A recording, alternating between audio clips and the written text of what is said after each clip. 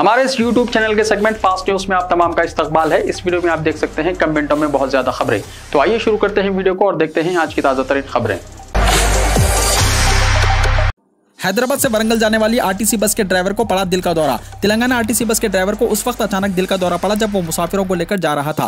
ताहम ड्राइवर ने बस को रोककर बस को सड़क के बाजू ले गया और मुसाफिरों की जान बचाई। तफसीलात के मुताबिक आरटीसी ड्राइवर को उस वक्त दिल का दौरा पड़ा जब वो मुसाफिरों को लेकर हैदराबाद से वरंगल जा रहा था। हैदराबाद के अंबरपेट पहुंचने के बाद बस ड्राइवर CH श्रीनिवास ने दिल का दौरा पड़ने पर बर वक्त बस को सड़क के किनारे रोक दिया और बड़े हादसे को टाल दिया। ड्राइवर श्रीनिवास को इलाज के लिए तारनाका के आरटीसी अस्पताल ले जाया गया। शहर के बाज़ इलाकों में कल से 2 दिन पानी की सरबराही बंद रहेगी। हैदराबाद में metropolitan water supply and sewerage board के मुताबिक पंजागुट्टा शमशान के करीब सड़क कुशादगी के काम की वजह से पीने के पानी के पाइपलाइन को तब्दील किया जाएगा, जिसकी वजह से इसके करीबी इलाकों में 15 और 16 नवंबर को पानी की सरबराही बंद होगी। वाटर बोर्ड के ओहदेदारों के मुताबिक ONDM डिवीजन 6 और डिवीजन 7 के तहत के इलाकों में 15 नवंबर को सुबह 6 बजे से 16 नवंबर तक पानी की सरबराही नहीं होगी। इन इलाकों में एरागड्डा, बंजारा हिल्स, यल्लारेड्डीगुड़ा, वेंगलराव नगर, सोमाजीगुड़ा, वेंकटागिरी, पांडुरंगा और कबीर नगर शामिल है। रात देर गए सोना और रात भर जागना सेहत के लिए है खतरनाक। पुराने शहर हैदराबाद के अवाम के लिए खतरा, अमराज क़ल्ब में इजाफा मुमकिन, तहक़ीक़ में हुआ इंकशाफ। शहर हैदराबाद के चंद इलाके क्या अमराज क़ल्ब में मुब्तला होने वाले हैं या फिर उन इलाकों में अमराज क़ल्ब और दीगर जिस्मानी बीमारियों को दावत देने की तैयारी जारी है। बरतानिया की एक यूनिवर्सिटी की तहक़ीक़ी रिपोर्ट को मान लिया जाए तो ये बात साफ तौर पर जाहिर होती है कि शहर हैदराबाद के चंद इलाके खतरनाक असरात और बहुत बड़ी मुसीबत का शिकार हो रहे हैं। University of Exter business school के तहत मौजूद the institute in digital economy eight Exter के मुताबिक रात देर से सोने वाले अफराद में अमराज क़ल्ब का खतरा बढ़ रहा है। इस रिपोर्ट के बाद माहिरीन तिब और डॉक्टर्स ने भी रात देर से सोने वालों को वार्निंग दी है। यूनिवर्सिटी की जानिब से मुख्तलिफ ममालिक में किए गए सर्वे के बाद रिपोर्ट को जारी किया गया। शहर हैदराबाद के अक्सर इलाकों में रात का जागना और देर से सोना एक फैशन बन गया है। यहाँ तकारीब भी रात देर तक जारी रहती हैं। बिलखुसूस नौजवान तबके में रात सड़कों होटलों में गुजारना, गली चौराहों पर शोबदेबाजी करना एक फैशन बन गया है जो अब खतरे की घंटी साबित हो सकती है। मंचरियाल से करीमनगर जाने वाली बस को हादसा, 24 जख्मी। रियासत तेलंगाना के जिले पेद्दापल्ली में आरटीसी बस और DCM वैन के दरमियान तसादुम हो गया। फौरी मिली इत्तलात के मुताबिक इस हादसे में करीब 24 मुसाफिर जख्मी हो गए। मालूम हुआ है कि बस मंचरियाल से करीमनगर जा रही थी कि मनथनी फ्लाई ओवर ब्रिज पर DCM से टकरा गई। जख्मियों को मुकामी अफराद की मदद से हॉस्पिटल मुंतकिल कर दिया गया। इब्तिदाई तहकीकात में पता चला है कि वैन की रफ्तार बहुत ज्यादा थी, जिसकी वजह से हादसा पेश आया। हालत नशे में ड्राइविंग, हाई कोर्ट के हुक्म के बाद जब्त शुदा गाड़ियों को वापस करने का आगाज। हालत नशे में गाड़ी चलाने के तदारुक के लिए चेकिंग के दौरान पुलिस की जानिब से गाड़ियों को गैर कानूनी तौर पर जब्त करना रोक देने के लिए तेलंगाना हाई कोर्ट के हुक्म के बाद पुलिस ने जब्त शुदा गाड़ियों को वापस करने का अमल शुरू कर दिया है, जिससे मोटर गाड़ी वालों को राहत हुई है। इस साल 21 जनवरी से 31 अक्टूबर सबसे ज्यादा 645 गाड़ियां जुबली हिल्स पुलिस स्टेशन हुदूद में जब्त की गई। इसके बाद बंजारा हिल्स पुलिस हुदूद में 615 शराब फराहम करने वाले ज्यादातर मुकामात जुबली हिल्स और बंजारा हिल्स में होने से रात के औकात में हालत नशे में ड्राइविंग की वजह से होने वाले हादसात इस इलाके में आम हैं। इसलिए पुलिस ने इन इलाकों में चेकिंग में शिद्दत पैदा की थी और इससे इस तरह के हादसात में काबिल लिहाज कमी भी हुई, जिसके अदालत के हुक्म से फिर ये तादाद बढ़ सकती है। पुलिस ने कहा कि जब्त शुदा गाड़ियों को हवाले करने में मुनासिब गाइडलाइंस अब पर अमल किया जा रहा है। गाड़ी हासिल करने के लिए गाड़ी के असल दस्तावेजात के साथ पुलिस स्टेशन आना होगा। हैदराबाद के एक पुलिस स्टेशन में कंगना रनावत के खिलाफ शिकायत दर्ज। बॉलीवुड अदाकारा कंगना रनावत के खिलाफ हैदराबाद के नारायणगुड़ा पुलिस स्टेशन में शिकायत दर्ज की गई है। तेलंगाना शिवसेना के रियासती जनरल सेक्रेटरी सुदर्शन ने कंगना रनावत के खिलाफ हिंदुस्तान की आज़ादी के बारे में तौहीन आमेज़ रिमार्क्स करने पर उनके खिलाफ पुलिस स्टेशन में शिकायत दर्ज करवाई है। बादशाह मीडिया से बात करते हुए सुदर्शन ने कहा कि कंगना रनावत की ये रिमार्क्स मुल्क से गद्दारी के मुतरादिफ है, जिसमें उन्होंने कहा था कि हमें सिर्फ 1947 में भीख मिली थी, हकीकी आज़ादी 2014 में आई थी। एक हिंदुस्तानी होकर ऐसे रिमार्क्स किस तरह कर सकती हैं। उन्होंने कहा कि कंगना को पागलपन के बयान देने से बाज आना चाहिए। उन्होंने कहा कि कंगना रनावत को फौरी गिरफ्तार किया जाए, इन्हें दिया गया पद्मश्री अवार्ड वापस लिया जाए। ग्रेटर हैदराबाद में मकानात की खरीदी में इजाफा, अक्सरियत 1 करोड़ रुपए तक मकानात खरीदने के लिए तैयार। शहर हैदराबाद में मकानात के डिमांड में जबरदस्त इजाफा हो गया। 75 लाख से 1 करोड़ रुपए मालियत के मकानात बिलखुसूस फ्लैट्स खरीदने में ज्यादा दिलचस्पी दिखा रहे हैं। इनमें 26 से 40 साल की उम्र के लोग मकानात पर सरमायाकारी करने में ज्यादा दिलचस्पी दिखा रहे हैं। छोटी उम्र में नौजवान मुलाजिमतों के साथ बेहतर तनख्वाहें हासिल कर रहे हैं, जिसकी वजह से इनकी आमदनी बढ़ रही है। लिहाजा वो जायदादों बिलखुसूस ग्रेटर हैदराबाद में रेसिडेंशियल अपार्टमेंट्स में अपने लिए वसी flats, beautiful interiors, lawns, balcony space, gated community इलाकों में तमाम सहूलतों से आरास्ता मकानात खरीदने के में ज्यादा दिलचस्पी दिखा रहे हैं। इसके लिए 75 लाख से 1 करोड़ रुपए खर्च करने के लिए भी तैयार हो रहे हैं। आंध्र प्रदेश के विशाखापट्टनम में जलजले के झटके। रियासत आंध्र प्रदेश के विशाखापट्टनम में आज सुबह 7 बजे के करीब जलजले के झटके महसूस किए गए। अक्यापालम, मधुरानगर, बीच रोड, ताड़ीचट्टापालम, आलमपुर, असलिममेंट, सीताधारा और दीगर इलाकों में चंद सेकंड्स के लिए ये झटके महसूस किए गए। विशाखा ओल्ड टाउन के अलावा शिपिंग हार्बर के इतराफ वकिनाफ के इलाकों में भी जलजले के झटके महसूस किए गए। जलजले की वजह से बाज़ मकानात की दीवारों में दरारें पड़ गई। लोग खौफ के आलम में घरों से बाहर निकल आए। किसी भी तरह के जानी नुकसान की फौरी इत्तला नहीं मिली। सड़क हादसे में नौबिहाता दुल्हन हलाक। सड़क हादसे में नौबिहाता दुल्हन हलाक हो गई। यह हादसा आंध्र प्रदेश विशाखापट्टनम में पेश आया। मुकामी अफराद ने बताया कि सयाहती मुकाम बंचामंगनी के लिए नौबिहाता जोड़ा अपने रिश्तेदारों के साथ 3 बाइक्स पर रवाना हुआ। ताहम बेंताड़ा पल्ले के करीब बाइक्स को तेज रफ्तार कार ने टक्कर दे दी। दुल्हन 24 साल हेमा की मौके पर मौत हो गई। इसका शौहर त्रिवन शदीद जख्मी हो गया। इसको इलाज के लिए 108 एम्बुलेंस के जरिए अस्पताल मुंतकिल किया गया। इस जोड़े की शादी 3 महीने पहले हुई थी। आंध्र प्रदेश में कोरोना के केसेस में फिर इजाफा। रियासत आंध्र प्रदेश में एक बार फिर कोरोना के केसेस में इजाफा देखा जा रहा है। 2 दिन पहले 156 पॉजिटिव केसेस दर्ज किए गए थे, जबकि कल कोरोना के 262 नए केसेस सामने आए हैं। ये बात रियासती महकमे सेहत की जानिब से बताई गई है। रियासत में इस वक्त 13,128 फ़ाल केसेस हैं, जबकि कुल 247 अफराद आलमी वबा से रूबे सेहत हुए हैं। ट्विटर पर एक बार फिर ट्रेंड हुआ कंगना रनावत गद्दार। कंगना ने दिया ये जवाब। बॉलीवुड में पंगा गर्ल के नाम से मशहूर कंगना रनावत का खबरों में आना कोई नई बात नहीं। ताज़ा तरीन मामले में इन्हें अपनी आज़ादी बयान के लिए मुल्कगीर मुखालिफत का सामना है। कंगना को ट्विटर पर मुसलसल दूसरे दिन ट्रोल किया जा रहा है। हाल ही में कंगना ने अपने एक बयान में कहा था कि मुल्क को 1947 में आज़ादी भीख में मिली थी, जबकि मुल्क को हकीकी आज़ादी 2014 में मिली। कंगना के इस बयान के बाद जहां सियासत गर्म हो गई, वहीं कंगना को सोशल मीडिया पर भी शदीद तनकीद का सामना है। सोशल मीडिया सारिफिन का कहना है कि कंगना ने इस बयान से मुल्क के मुजाहिदीन आज़ादी और उनकी कुर्बानियों की तौहीन की है। वो गद्दार हैं। कंगना रनावत गद्दार ट्विटर पर भी ट्रेंड कर रहा है। प्रियंका गांधी का जवाहरलाल नेहरू को खिराज अकीदत। भारत माता हिंदुस्तान के करोड़ों अवाम हैं। हिंदुस्तान के पहले वजीर आजम जवाहरलाल नेहरू को उनकी यौम पैदाइश के मौके पर खिराज अकीदत पेश करते हुए कांग्रेस की जनरल सेक्रेटरी प्रियंका गांधी ने उनके भारत माता, हिंदुस्तान के अवाम और किसानों के ताल्लुक से दिए गए कौल को याद किया। प्रियंका गांधी ने कहा कि भारत माता की जय में किसानों की जय है, जवानों की जय, मेहनत कशों की जय है, हिंदुस्तान की करोड़ों खवातीन की जय है। एक खातून ने अपनी पूरी जायदाद रिक्शे वाले के नाम कर दी। एक ईमानदार रिक्शे वाले की किस्मत उस वक्त खुल गई जब एक खातून ने करोड़ों रुपए की जायदाद उसके नाम कर दी। ये वाक़या रियासत उड़ीसा के सुंबुलपुर का है। मुकामी 63 साल खातून मैतनाई पटनायक का शोहर साल 2020 में फौत हो गया, जबकि साल 2021 में इसकी बेटी की मौत हो गई। जायदाद के लिए रिश्तेदार खातून के करीब होने की कोशिश कर रहे थे, लेकिन उन्होंने बुरे वक्त में खातून की खिदमत नहीं की। रिश्तेदारों के रवैये पर दिल बर्दाश्त इस खातून ने गुज़िश्ता 25 साल से उनके खानदान की ईमानदारी के साथ खिदमत करने वाले रिक्शा रा बुधांकू के नाम अपनी पूरी जायदाद कर दी, जिसमें 1 करोड़ रुपए का घर भी शामिल है। खातून ने अपने फैसले के ताल्लुक से बताया कि रिक्शा वाला बिना किसी लालच के उनकी खिदमत कर रहा है। प्रियंका गांधी मायावती से मिलने उनके घर पहुंची। कांग्रेस की general secretary Uttar Pradesh in charge Priyanka Gandhi ने आज बहुजन समाजवादी पार्टी यानी बीएसपी की सरबराह मायावती से उनकी रिहाइशगाह पर मुलाकात की और उनकी वालदा के इंतकाल पर ताज़ियत पेश करते हुए उन्हें खिराज अकीदत पेश किया। कांग्रेस का महंगाई के खिलाफ जयपुर में पैदल मार्च। राजस्थान प्रदेश कांग्रेस कमेटी के रियासती सदर गोविंद सिंह डोटासरा की क़यादत में कांग्रेस के लोगों ने मुल्क में बढ़ती महंगाई के खिलाफ आज दारुल हुकूमत जयपुर में पैदल मार्च निकाला। मुल्क में पेट्रोल, डीजल, रसोई गैस समेत तमाम रोजमर्रा की जरूरियात की बढ़ती हुई कीमतों के खिलाफ ऑल इंडिया कांग्रेस कमेटी के अपील पर चलाए जा रहे जन जागरण अभियान के तहत गोविंद सिंह डोटासरा की क़यादत में कांग्रेस के लोगों ने जयपुर के स्टैच्यू सर्कल से रियासती कांग्रेस हेडक्वार्टर तक महंगाई के खिलाफ पैदल मार्च का एहतमाम करते हुए रियासत में 1 हफ्ते तक चलने वाली जन जागरण मुहिम शुरू की। शिल्पा शेट्टी और राज कुंद्रा की मुश्किलात नहीं हो रही हैं कम। अब दर्ज हुआ धोखाधड़ी का केस। बॉलीवुड अदाकारा शिल्पा शेट्टी और उनके शौहर राज कुंद्रा की मुश्किलात कम होने का नाम नहीं ले रही हैं। पोर्नोग्राफी केस में महीनों बाद मिली जमानत के बाद घर पहुंचे राज कुंद्रा एक नए मामले को लेकर सुर्खियों में हैं। मुंबई के बांद्रा पुलिस स्टेशन में शिल्पा शेट्टी और उनके शौहर राज कुंद्रा के खिलाफ धोखाधड़ी का मामला दर्ज हुआ है। एक शख्स ने शिल्पा और राज के साथ 2 दिगर लोगों के खिलाफ 1 करोड़ 51 लाख रुपए की धोखाधड़ी का इल्जाम लगाया है। मामले में जिन दिगर लोगों को तस्करा किया गया है, इनमें काशिफ खान भी शामिल हैं। बिहार में नक्सल हमला। नक्सली हमलों से दहला बिहार। 4 लोगों को फांसी और मकान को धमाके से उड़ा दिया गया। बिहार के गया में नक्सली हमला हुआ है। गया बिहार में नक्सलियों का जबरदस्त नंगा नाच जारी है। गया से 70 किलोमीटर दूर डोमरिया ब्लॉक के मुनव्वर गांव में माओनवाजों ने 2 खवातीन समेत 4 लोगों को कत्ल कर दिया। इसके बाद नक्सलियों ने मतूफी के घर को धमाके से उड़ा दिया। चारों को घर के बाहर खाई में टिका दिया गया। हलाक होने वालों में एक ही घर के 2 शौहर और उनकी बीवियां शामिल हैं। महाराष्ट्र के गुडचिरोली में भारी इनकाउंटर, 26 नक्सलाइट हलाक।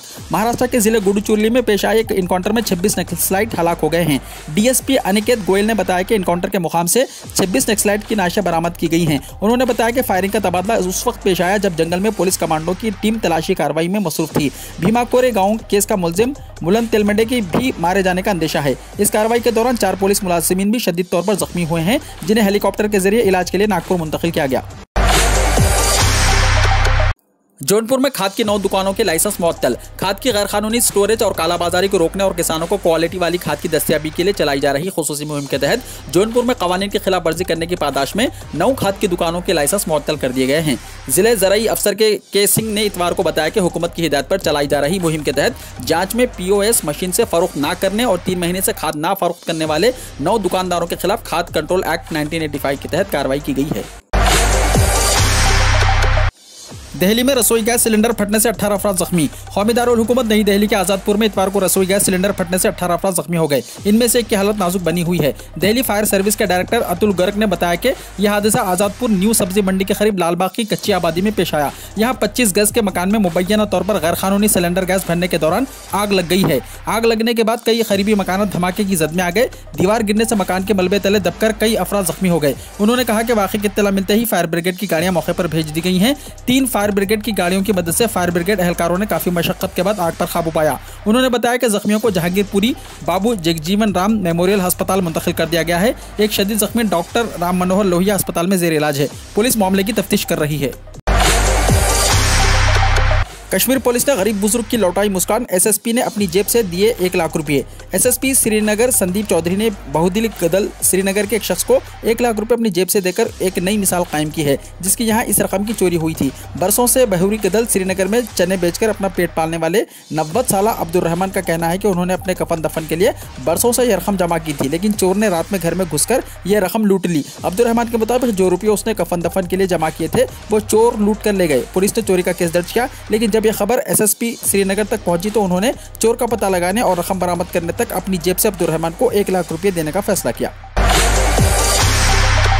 रेल सफर हुआ सस्ता। हिंदुस्तानी रेलवे ने किया किराया कम। देखिए किस रूट पर कितना किराया कम किया गया। कोरोना वबा के दौरान जब सब कुछ मामूल पर आ गया तो ट्रेनें भी चलना शुरू हो गईं। ताहम इस दौरान कई ट्रेनों के किराए बढ़ गए, जिसके बाद बराह रास्त आम आवाम की जेबों पर असर पड़ा। अब हुकूमत ने बड़ा रिलीफ दे दिया है। ट्रेन का किराया कम करके आम लोगों के लिए कई रूट्स के लिए अब रेल के मुसाफिरों को कम पैसे अदा करने होंगे, जिसमें स्लीपर, जनरल से लेकर AC तक का किराया भी शामिल है। रेलवे बोर्ड के हुक्मनामे में वाज़ेह किया गया कि जिन मुसाफिरों ने पहले ही रिजर्वेशन कराया है उन्हें सस्ता किरायों का फायदा नहीं मिलेगा। लखनऊ से मुंबई का किराया 330 रुपये कम किया गया। लखनऊ से मुंबई तक LTT स्पेशल का AC सेकेंड किराया 2780 रुपये की बजाय 2385 रुपये होगा। AC थर्ड की कीमत 2015 रुपये की बजाय 1665 रुपये और स्लीपर 805 की कीमत की जगह 635 रुपये होगी। इसी के साथ ही लखनऊ और दिल्ली के दरमियान लखनऊ मेल ट्रेन के AC फर्स्ट का किराया 1960 रुपये के बजाय 1305 रुपये, AC सेकेंड का किराया 1440 रुपये के बजाय 1170 रुपये, AC थर्ड का किराया 835 रुपये होगा 1050 रुपये की बजाय और स्लीपर क्लास 385 के बजाय 325 रुपये होगी। लखनऊ से कोलकाता का किराया भी कम होगा। AC फर्स्ट क्लास का किराया 3740 के बजाय 3285 रुपये, C सेकेंड क्लास का 1945 रुपये, AC थर्ड का किराया 1750 के बजाय 1355 रुपये और स्लीपर का किराया 670 की बजाय 505 रुपये होगा।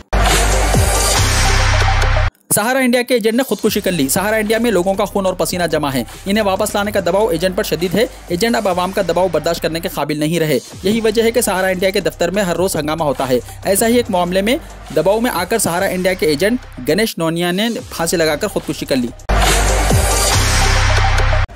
कैटरीना कैफ और विकी कौशल की शादी में शामिल होंगे ये मेहमान। तैयार हो गई मेहमानों की फहरिस्त।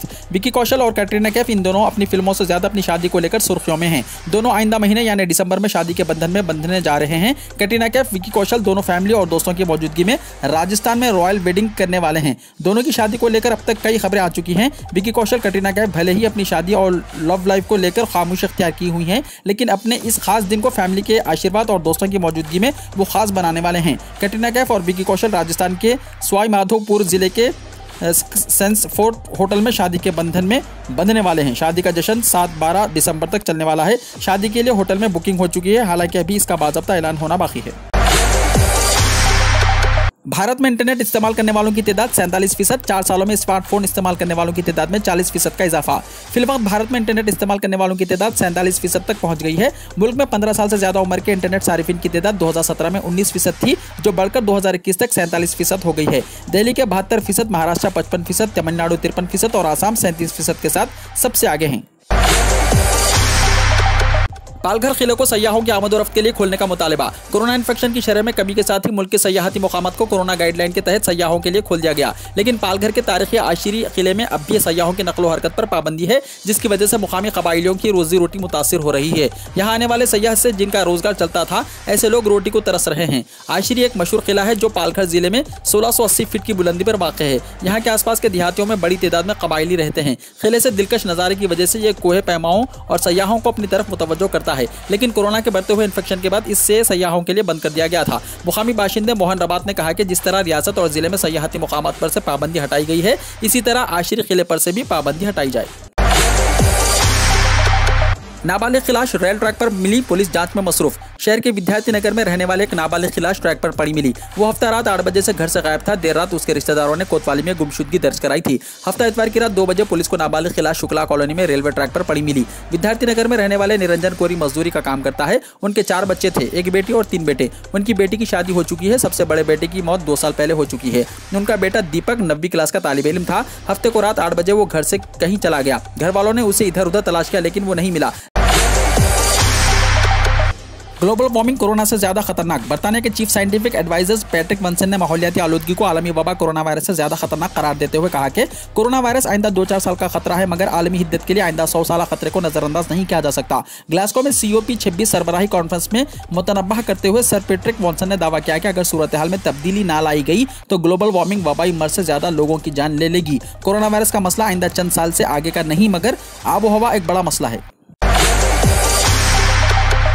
चाइना के 21 सूबों में एक बार फिर कोरोना का कहर, इन्फेक्शन का पता बताने वालों के लिए इनाम का ऐलान। चीन में कोरोना की वबा एक बार फिर बढ़ रही है। हफ्ते तक ये 21 सूबों में फैल गया है। सेहत के एक एहलकार ने बताया कि गुज़िश्ता चंद दिनों के दौरान इन रियासतों में मुकामी तौर पर मुंतकिल होने वाले नए केस या बैरूनी इन्फेक्शन के केस रिपोर्ट हुए हैं। नेशनल हेल्थ कमीशन के तर्जुमान MI फिंग ने एक प्रेस कॉन्फ्रेंस में कहा कि दुनिया भर में कोविड-19 के केस की तादाद 250 मिलियन से ज्यादा है। मुल्क को इन केसेस की रोकथाम के बड़े चैलेंजेस का सामना करना पड़ रहा है। कम दर्जे हरारत की वजह से सांस की बीमारियां और इन हालात में खतरा दुगना हो जाता है। इस खतरे के दरमियान चीन के एक शहर ने कोरोना से मुतासिर अफराद का पता बताने के लिए अनोखा तरीका अपनाया है। शुमाली शहर यूबिया में इन्फेक्शन के नए केसेस के मार्कस का पता लगाने में मदद के लिए हजारों डॉलर तक के इनाम की पेशकश की जा रही है, ताकि इस पर जल्द से जल्द काबू पाया जा सके। बम धमाकों में 2 पुलिस एहलकार हलाक, 7 जख्मी। पाकिस्तान में 2 मुख्तलिफ मुकामात पर बम धमाकों में 2 पुलिस एहलकार हलाक और 2 पुलिस अफसरान समेत 7 अफराद जख्मी हो गए। सुबह खैबर पख्तूनख्वा के शोरज़दा कबाइली इलाके में हफ्ते के रोज सड़क किनारे नस्ब बम धमाके में एक डैम की हिफाजत करते हुए बाजोड़ के जिले पुलिस सरबराह अब्दुल समद खान ने बताया कि शुमाल मगरिब पाकिस्तान के जिले बाजोड़ में 2 पुलिस एहलकार राघुन डैम पर गश्त कर रहे थे कि कुछ नामालूम हमलावरों ने रिमोट कंट्रोल डिवाइस का इस्तेमाल करके धमाका किया, जिसकी वजह से दोनों पुलिस एहलकार मर गए। फेसबुक और आपके मोबाइल फोन की आवाज़ धीमी होने के बीच क्या राज है? मिस्र में इंफॉर्मेशन टेक्नोलॉजी और डिजिटल ट्रांसफॉर्मेशन के एक माहिर इस्लाम गानिब का कहना है कि फेसबुक के मैसेंजर एप्लीकेशन मोबाइल फ़ोन की आवाज़ को धीमा कर सकती है। गानिब के मुताबिक बास मोबाइल फ़ोन के ईयरफोन्स में जो कुछ होता है वो मैसेंजर एप्लीकेशन के सबब पैदा होने वाला मसला होता है। इस चीज़ की वजह से बहुत से लोग अपने मोबाइल फ़ोनों की आवाज़ें धीमी हो जाने की शिकायत करते हैं, जबकि इन्हें इल्म नहीं होता कि दर हकीकत हुआ क्या है। गानिब ने मज़ीद बताया कि इसकी वजह से मैसेंजर एप्लीकेशन के सबब मोबाइल के ईयरफोन पर पड़ने वाला एक किस्म का दबाव होता है। यह दबाव मोबाइल की आवाज़ को धीमा कर देता है। मोबाइल फ़ोन को रीस्टार्ट करने से यह मसला हल हो जाता है। कोविड बहरान से जर्मनी क्यों नहीं निपट पा रहा है? जर्मनी इस वक्त कोविड-19 की चौथी लहर की गिरफ्त में है और लगता है कि मुतल्लिका हुकाम फिर पूरी तरह तैयार नहीं है। ऐसा दिखाई देता है कि हुकाम और सियासतदान माजी की गलतियों से सबक सीख नहीं पाए। माहिरीन के मुताबिक कोविड-19 की चौथी लहर की लपेट में आने के बाद भी जर्मन रहनुमा और मुतल्लिका हुकाम का रवैया एक औसत दर्जे की टीम जैसा है, जो असल मसले पर पूरी तवज्जो मरकूज करने से कासिर है। अब अगर बूस्टर लगाने के मामले को लिया जाए तो इस पर फैसला लेने में गैर ज़रूरी ताखिर की गई। बुजुर्ग अफराद के केयर होम्स में लाजमी कोरोना टेस्टिंग का मामला अभी भी ज़ेर गौर है। नाकायदीन के मुताबिक कोरोना वैक्सीन लगाने का सिलसिला भी जमूद का शिकार है और इस सुस्त रवि पर हुक्म तवक्कुल किए हुए हैं। जर्मनी में अभी तक बार कैफे और सिनेमा घरों में वैक्सीन लगवाए बगैर दाखिल होने पर पाबंदी का मामला भी हल नहीं हो सका है। वीडियो को लाइक शेयर कीजिए और हमारे इस YouTube चैनल को सब्सक्राइब करते हुए इसके बेल आइकॉन को भी प्रेस कर लीजिए, ताकि ऐसी ही ताज़ा तरीन खबरें आइंदा भी आपको मिलती रहे।